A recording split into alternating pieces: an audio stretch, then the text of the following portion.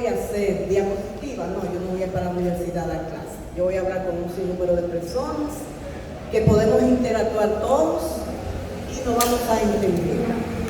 Quiero dejar claro que yo no vengo aquí a decirle a ustedes obligatoriamente vacunen a sus niños, porque eso no es así. Somos una persona totalmente respetuosa de las decisiones de los padres, pero sí tenemos como misión orientar a lo que es prevención, sobre todo de enfermedades infecciosas. Voy a comenzar hablándole a ustedes de lo que han sido las enfermedades infecciosas desde hace muchos años. Las enfermedades infecciosas, sin duda alguna, son uno de los problemas más importantes en la salud pública. Pero, gracias a Dios, a los avances de la ciencia, ya las enfermedades infecciosas, a pesar de que siguen pululando en la población, sobre todo en las poblaciones más pobres, pero gracias a esas vacunas que se le ponen a los niños desde que nacen, esas enfermedades han disminuido considerablemente.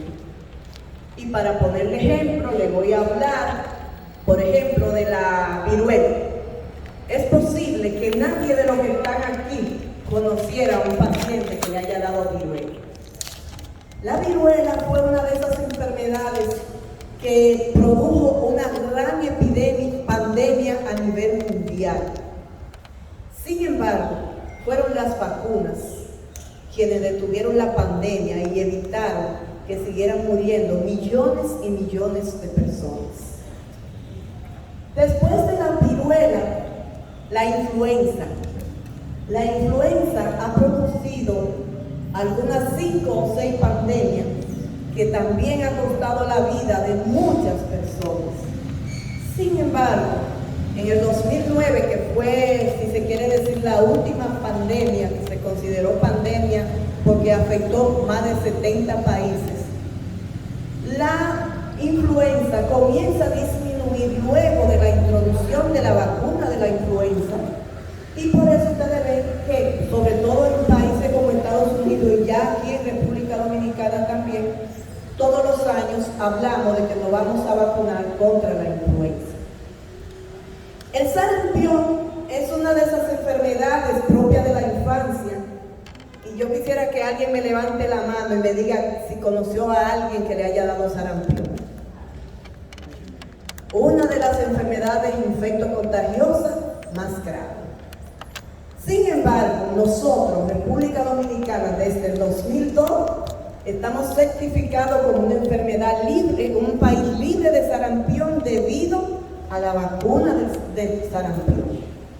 ¿Qué pasó en Estados Unidos en el año 2012 y 2015? Y de ahí es donde han surgido las personas que hablan a favor y en contra de las vacunas. Bueno, muy fácil. La historia está escrita por ahí. Una persona que hizo un estudio falso y dijo que se asociaba la vacuna del sarampión, que está contenida en la triviral, con el autismo.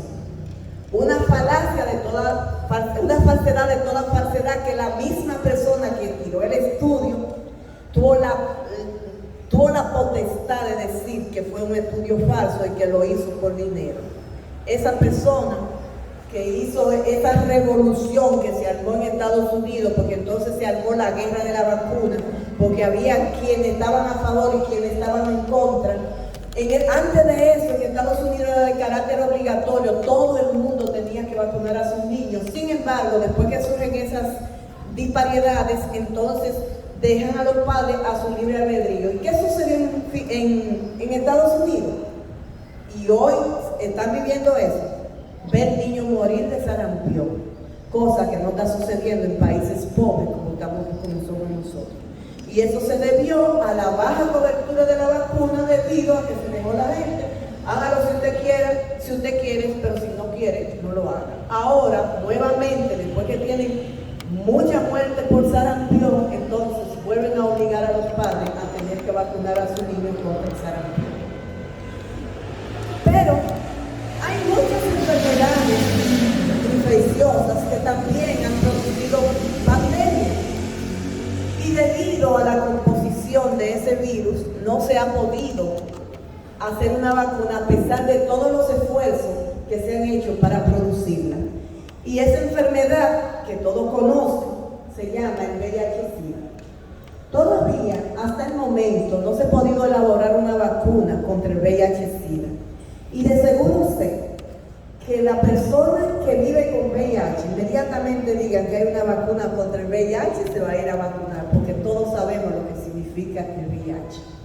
El VIH es una enfermedad común y corriente, igualita que una hipertensión arterial, que necesita medicamentos de por vida, pero es una enfermedad estigmatizante, y ustedes lo saben. Y el que tiene un familiar o alguien allegado que tiene VIH, sabe muy bien lo que pasa en esas personas por la discriminación que tienen, simple y llanamente por tener esa enfermedad. De seguro sé que si llegara una vacuna para este virus, entonces todos los que viven con esta enfermedad o los que tienen a alguien allegado también se vacunarán.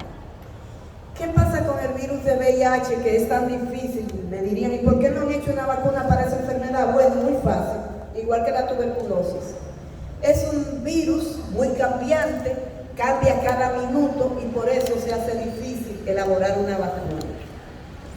Las vacunas, igual que la potabilización de las aguas, han sido una de las armas más poderosas en el mundo de la medicina. Antes veíamos cuántos niños morían de diarrea, de colerín. Sin embargo, ya eso es raro verlo. Íbamos a los hospitales, los que van a los hospitales públicos, y veíamos a esos niños súper deshidratados por una diarrea, y hoy eso ya uno casi no lo ve debido a que se ha elaborado una vacuna contra el rotavirus, que es el principal virus que me produce la diarrea de los niños. Con esto lo que quiero decir es que cada vez que exista una enfermedad infecciosa, ustedes van a oír hablar que van a buscar todas las formas de hablar de elaborar una vacuna. ¿Y qué es una vacuna? Muy simple. Una vacuna es parte de un microorganismo que puede ser vivo, atenuado, un microorganismo que se le quita la capacidad de producir la infección. Puede ser un virus muerto, puede ser partícula de ese virus o puede ser sustancia de la que liberan esos virus. Se le inocula al organismo para que cuando ese organismo se exponga a la enfermedad, su sistema inmunológico recuerde que tiene defensa contra esa enfermedad y no sufre la enfermedad, o en su defecto, si la sufre, sea lo más simple posible o sea lo más leve posible. El que yo tenga un esquema de vacunación, que no es lo mismo que estar vacunado que estar inmunizado, no significa que no me dé la enfermedad, pero si me da la enfermedad, me va a dar lo menos grave, porque mi organismo está previamente preparado para defenderse de esa enfermedad y me puede dar la enfermedad, pero me da de forma leve. ¿Qué ha pasado con el COVID-19? Bueno, desde que se inicia la pandemia, a nosotros nos dicen el COVID le da poco a los niños, si le da muy leve. Y es la verdad, eso es una verdadera realidad. Y surgiría en la mente de algunos de ustedes decirme, doctora, y si esta enfermedad es tan leve en los niños, ¿por qué tenemos que vacunar? Muy simple.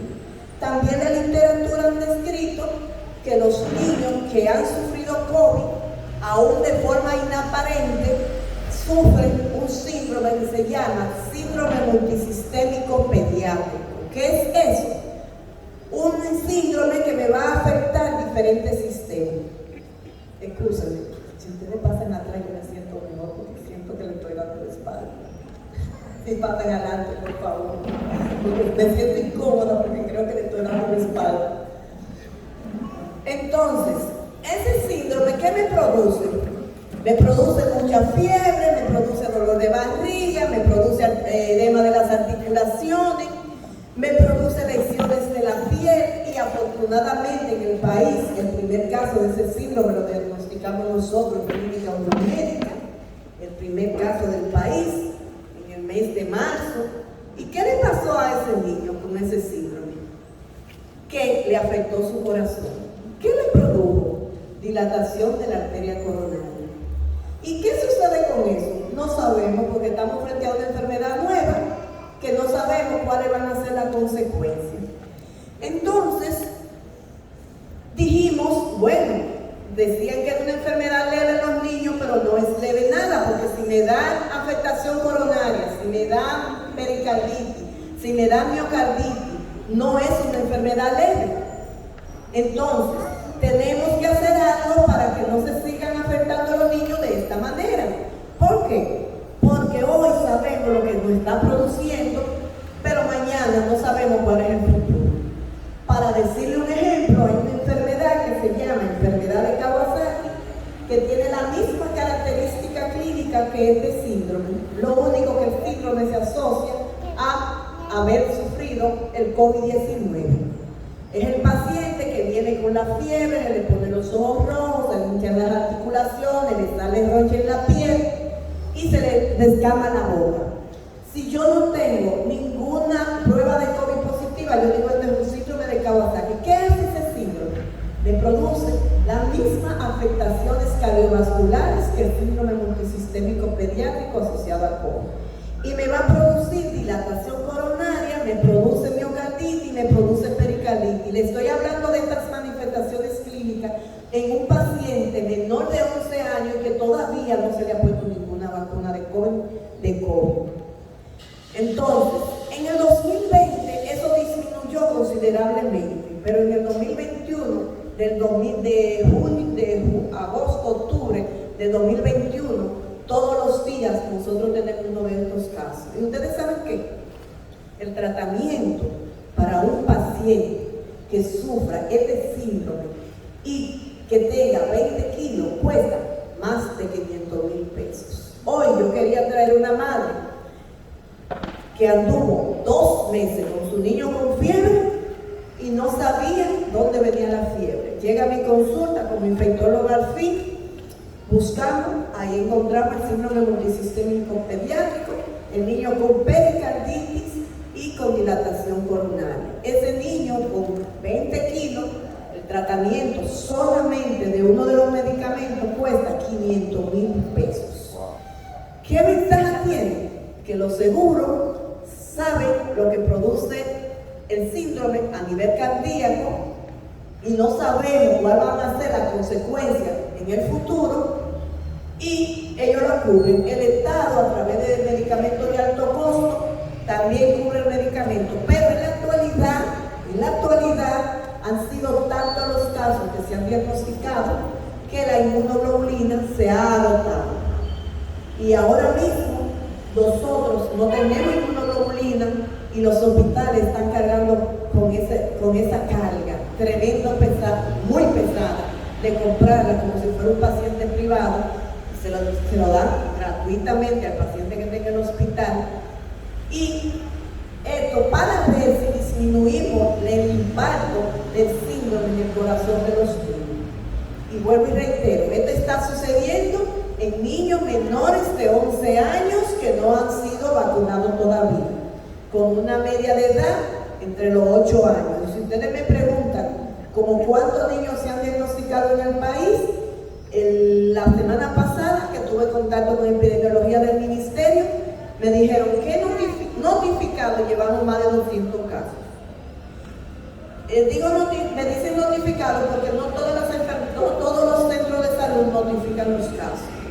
Si ustedes me preguntan a mí, como que dirijo un departamento de infectología de un hospital pediátrico, yo le digo a ustedes que en las últimas 4 semanas nunca me ha faltado un niño con dilatación coronaria y con el síndrome en el hospital Arturo Bujón. ¿Por qué les cuento esto? Para que ustedes tengan la idea clara que no fue tan simple como nos lo dijeron desde el inicio, de que la enfermedad en el niño era leve. De verdad, es muy leve. Porque es posible que el niño le sufra la enfermedad y ustedes ni siquiera se den cuenta. Nos damos cuenta nosotros cuando nos llegue el cuadro febril, que le hacemos la prueba que nos dice si sufrió la enfermedad y entonces le encontramos positivo. Y todo paciente que sufra fiebre, con dolor abdominal y le salgan lesiones de piel, hay que hacer esa prueba porque puede ser multisistémico hasta que se demuestre lo contrario. y cardiología tiene que valorar a ese niño porque el corazón es que está afectado.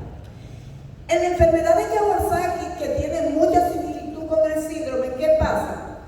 Bueno, es una enfermedad asiática, fue en el continente asiático que se descubrió, y lo que producen los niños es, cuando hay dilatación coronaria, es el típico adulto o el típico paciente que muere joven porque le dan infarto de miocardio joven, y el que tiene dilatación coronaria por esta enfermedad de Kawasaki es una persona que lleva una carga muy grande para toda su vida sin saber si se va a desarrollar como un adulto mayor por las secuelas de la infección.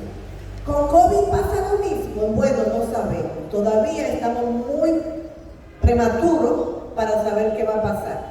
Pero si leen la mayoría de la literatura que habla de los niños, dice que le produce lesiones cardiovasculares, este síndrome, y que el futuro todavía no lo sabemos, porque estamos frente a una enfermedad muy joven. Entonces, ¿qué hemos visto con la vacuna del COVID en los adultos? Que los hospitales se han descongestionado, que se están muriendo menos personas, que las personas que se están muriendo, y eso está documentado estadísticamente, eso se puede buscar en las estadísticas, en el boletín epidemiológico del ministerio, las personas que han fallecido son personas que no han sido vacunadas, o si han estado vacunadas son personas que tienen una condición X, que la cosa es diferente. Pero si es un paciente normal, sin ninguna complicación, sin ninguna enfermedad de base, una enfermedad como hipertensión, diabetes, ese es un paciente que si le da la enfermedad, le va a dar de la forma más leve, la puede pasar hasta en su casa y evita ir a morir como mueren los pacientes del COVID. ¿Alguien ha tenido a alguien grave por COVID? No es fácil, ¿verdad que no? Y eso que ustedes lo ven de lejos. Cuando nosotros entramos a un intensivo, que vemos una persona asfixiándose y diciendo me voy a morir, miren, créanme que yo me pongo 50,000 vacunas para evitar eso. Cuando usted pasa por una clínica, que usted ve toda esa gente en la calle, en la acera, sentado, esperando que le den información de su familia, porque está en un intensivo solo con un personal de enfermería, porque está grave por un COVID, miren, créanme, que cualquiera dijera yo no me voy a vacunar. Pero como les vuelvo y les digo, aquí el objetivo de nosotros no es a que nadie crea que, porque estamos hablando de esto, tienen que vacunar a sus niños. No, vuelvo y reitero, somos respetuosos de los padres. Si los padres me dicen no lo transfundan, no lo transfundan. Si los padres me dicen no lo voy a vacunar, no lo vacunen. Ahora sí es el deber de nosotros decirle cuáles pueden ser las consecuencias que pueden suceder. ¿Qué hay de vacuna de COVID para niños de 5 a 11 años? Bueno, se disponen de 2 vacunas.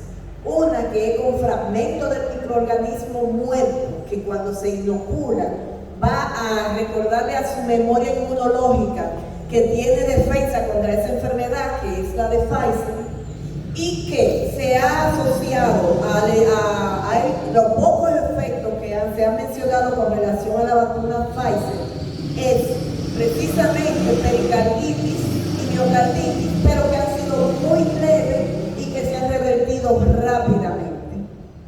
Entonces, por eso Estados Unidos, Europa, Suramérica, Argentina, Ecuador, todos esos países latinoamericanos ya están vacunando su población pediátrica contra el COVID-19. ¿Qué vacuna le vamos a poner a los niños dominicanos? La vacuna Sinovac. ¿Cuál característica tiene esa vacuna? La mejor, para mí esa es la mejor. ¿Por qué? Porque tiene la misma característica que tiene la vacuna de la poliomielitis que le ponen a los niños desde los 2 meses. ¿Verdad que tú se la pusiste a tu niño? La misma tecnología. Es una vacuna a virus muerto que le han quitado la capacidad de producir enfermedad y que va a estimular el sistema inmunológico de su niño para que si le da la enfermedad le dé la forma más leve o los síntomas sean lo más leves posible. Esta es la vacuna que se va a inocular a los niños de República Dominicana hasta el momento. Hasta ahora, ¿cuáles países han vacunado sus niños? Chile. El mejor sistema de salud lo tiene Chile. Es el sistema que protege más su población. Sin embargo, tiene más de 2 millones de niños vacunados con Sinovac. Cuba, ya con su vacuna, que también tiene la misma tecnología que Sinovac, virus muerto, sin la capacidad de producir infección, tiene toda su población pediátrica de 5 años en adelante vacunada. Hay países que se le están poniendo hasta menos de 4 años. Hay países que ya se le están poniendo a partir de los 3 años. ¿Y por qué han decidido vacunar? Muy simple. Porque ellos dicen, sí, sabemos que es una enfermedad leve, pero ¿cuánto me cuesta una pericarditis de un niño? ¿Cuánto me cuesta una dilatación coronaria de un niño? ¿Cuánto me cuesta un problema de esto que los niños pueden presentar? Porque eso es otra cosa. Se habla de infección o secuela post-COVID en el niño, igualito que en los adultos. Hay adultos que le ha dado la enfermedad y han quedado con limitaciones respiratorias, con insomnio, se le cae el cabello. Pues déjenme decirle que en los niños sucede lo mismo. Hay niños que le da depresión, que no pueden dormir, insomnio, que le da dolores articulares que no se le quitan. Y vuelvo y les reitero, lo más grande que son los hallazgos cardiovasculares, que son lo que nadie quiere tener, porque hasta el momento no sabemos cuál es la consecuencia que mañana van a tener esos niños que presenten esas alteraciones. Entonces, de ahí que los países que justifican la vacuna o que han decidido vacunar son esos países que dicen: yo tengo que proteger mi población infantil de que me sufran una de estas complicaciones en el futuro. Es decir, van a vacunar para proteger a los niños mañana. ¿Cuándo pueden suceder los cambios? Después del niño exponerse. 4, hay libros que dicen, hay bibliográficas que dicen 6, 8, hasta 12 semanas después de haber sufrido la infección, aún de forma asintomática, pueden presentar las complicaciones. Entonces, no es como nos dijeron al inicio que el COVID era muy leve en niños, porque si nos da esta consecuencia, y no que me lo digan los libros, están escritos en los libros, pero lo estamos viviendo los que trabajamos con enfermedades infecto-contagiosas. Y para volver atrás, hablando de la importancia que tienen las vacunas, ¿a quién le ha dado meningitis aquí? ¿O a quién ha tenido a alguien que le haya dado meningitis? Una hermana. Ah, una hermana. ¿Y qué le dejó? Ella quedó, no es normal. No es normal, claro. Antes de los años 90, los niños que le daban meningitis quedaban con sordera, anormal, con retraso en el desarrollo psicomotor y un sinnúmero de cosas. Sin embargo, a partir de los años 90, que llega la vacuna contra el Haemophilus influenzae, que es la vacuna que viene con la penta, la de la meningitis que viene con la penta, que fue a partir de los años 90, yo le puedo decir a ustedes que en mi sala de infecto contagiosa, meningitis puede llegar a un caso esporádico y en niños no vacunados, porque los que están vacunados difícilmente sufren la enfermedad. Pueden sufrirla a otro de las bacterias que producen la meningitis y solamente disponemos de 2 contra dos de los microbios que producen la enfermedad. Es decir, le puede dar a otro pero a los 2 más frecuentes no le da. Entonces, eso se lo digo para que ustedes solamente entiendan la importancia de vacunar a un niño. Esas enfermedades, por ejemplo, yo comencé mi práctica como infectóloga de dermatólogo, yo que soy muy vieja. Fue que comencé joven. Yo, la última que vi en el 99 fue el caso de meningococcemia, la enfermedad de las 24 horas. Y ya eso no se ve. ¿Por qué? Porque disponemos de vacuna. Tosferina. ¿Ustedes han oído hablar de tosferina? Eso no se ve gracias a la vacuna. Hubo un brote de tosferina en niños menores menores de 2 meses en un sinnúmero de madres jóvenes que no fueron vacunadas. Síndrome de rubeola congénita. La mujer embarazada que le daba rubeola, su niño venía con todas las deformidades habidas y por haber. Sin embargo, después que comenzaron a vacunar contra la rubeola, se terminó el síndrome de rubeola congénita. Y así, muchas enfermedades infectocontagiosas se han podido erradicar gracias a la vacuna. ¿Qué ha pasado con la tuberculosis? Que todavía tenemos tuberculosis por doquier, sobre todo nosotros como países pobres, que no hay una vacuna que la pueda proteger. Tenemos una vacuna que se le pone al nacimiento, que es la que le deja la marquita, pero solo me va a proteger que le dé meningitis y tuberculosis. Y hasta los 10 años. Después están desprotegidos. ¿Por qué? Porque es un microorganismo que también, igual que el de VIH, es muy cambiante. Y como es tan cambiante, la elaboración de una vacuna se ha hecho difícil.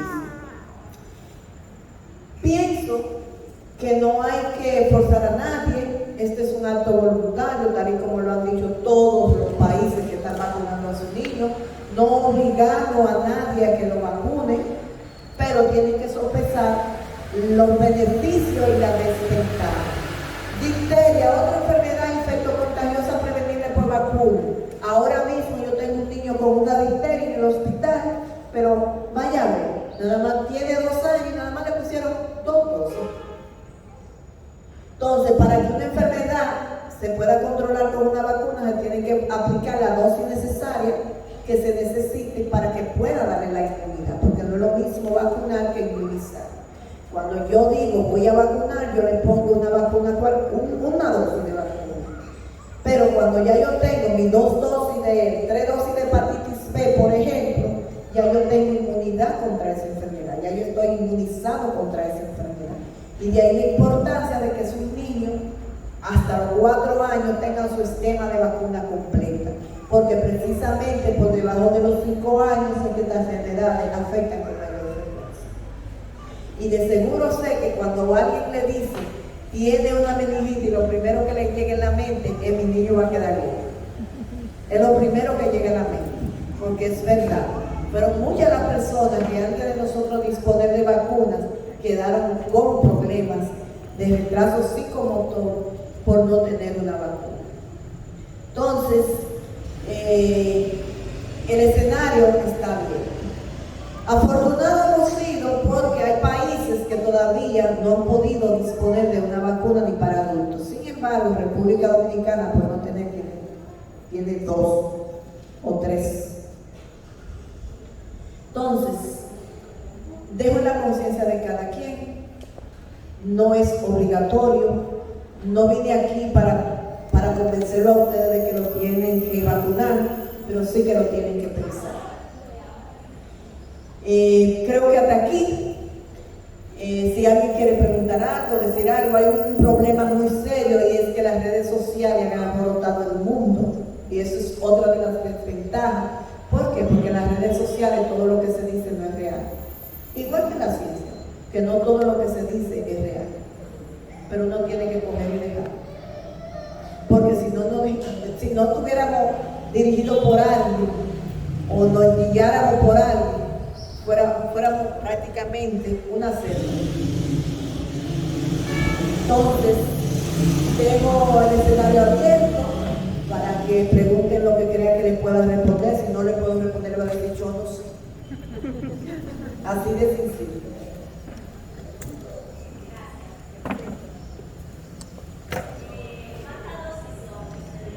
Son 2 dosis, con intervalo de 28 días.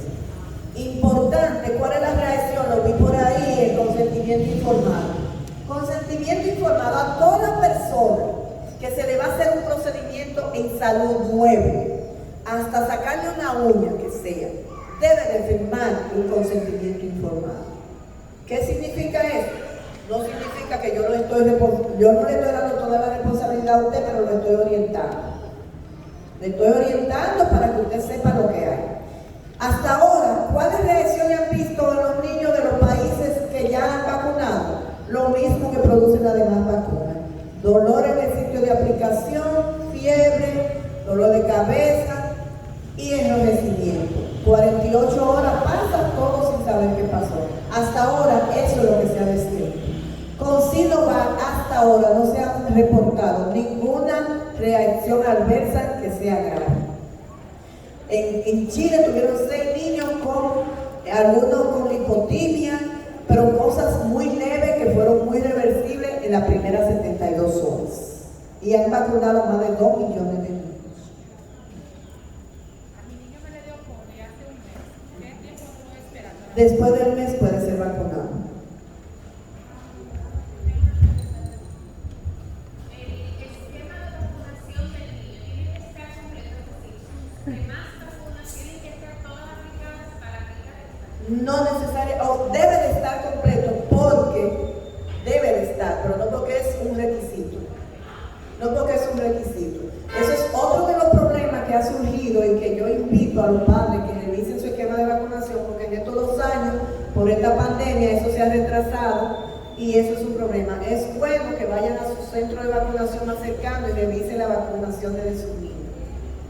Y debo decirle que ya no se habla de vacunas solo para los niños, para los adultos también.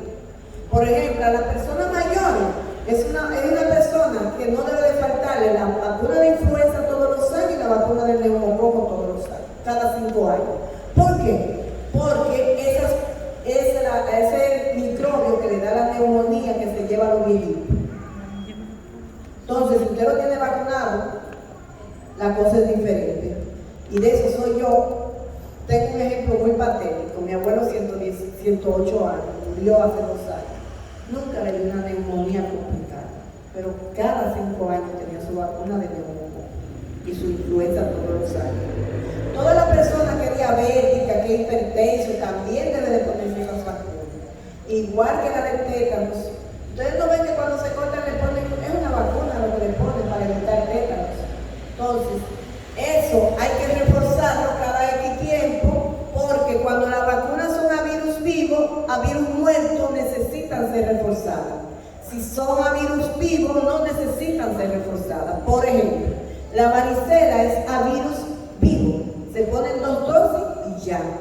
A los 15 meses o a los 12 meses y a los 4 años. Y en el adulto se ponen 2 dosis con intervalo de 8 semanas.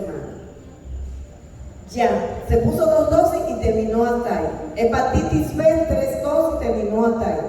Pero la DPT, el tétanos que está dentro de la DPT, o la DT, que es la que se le pone a los adultos, necesita ser reforzada porque es a virus muerto, y como es a virus muerto, necesita refuerzo. Y por eso, vamos a ver cómo nos vamos a poner, quién sabe cuánta vacuna de COVID, porque vamos a necesitar muy probablemente refuerzo cada año.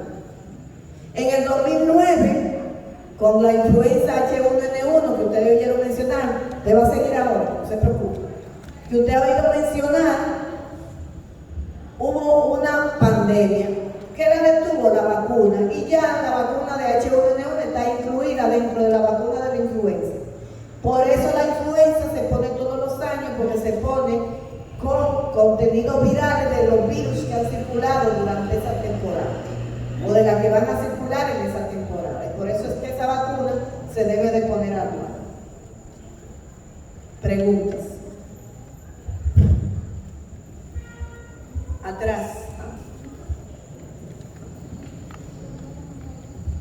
Buenas noches, doctora. Mi nombre es Juana Jiménez y tengo una niña que cursa el 3º de primaria y se llama María Fernanda Bueno, pero yo quiero saber si yo debo consultar primero con su pediatra para vacunarla, puesto que ella es asmática.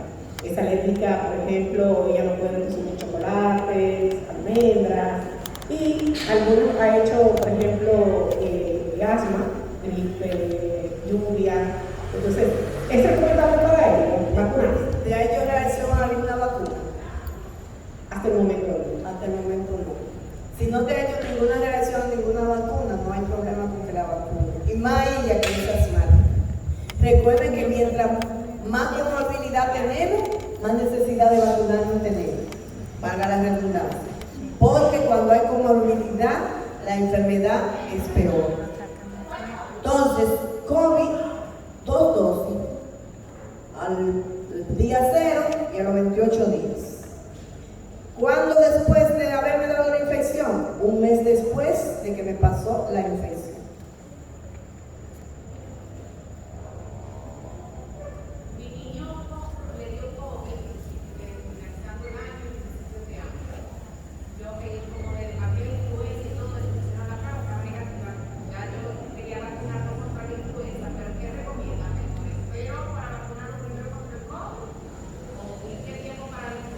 Cuando son dos vacunas muertas, no importa que se pongan juntas.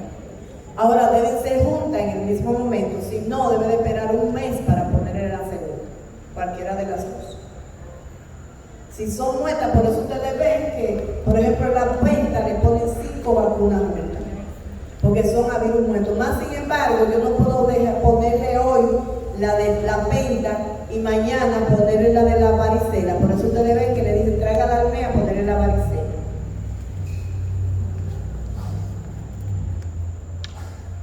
Preguntas, aclaraciones.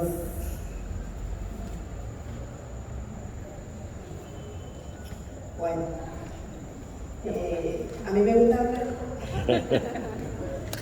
No, lo que pasa es que